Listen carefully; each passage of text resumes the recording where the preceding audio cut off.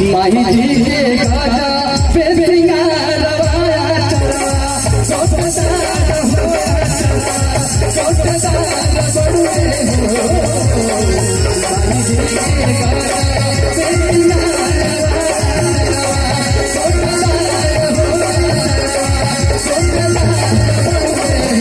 ये भाई हो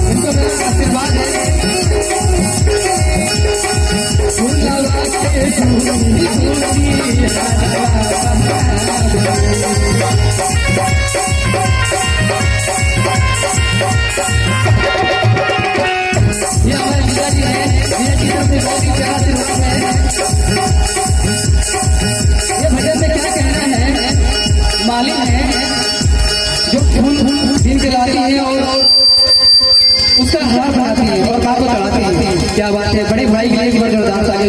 2 साल के बाद मुलाकात हो रही है। माली नाचे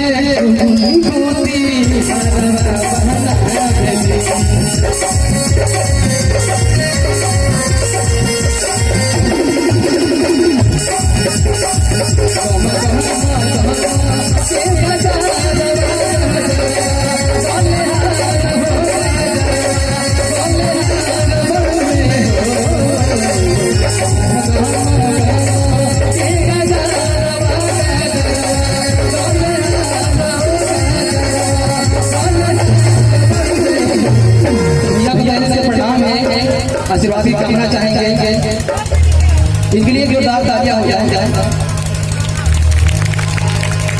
माही जी के गाजा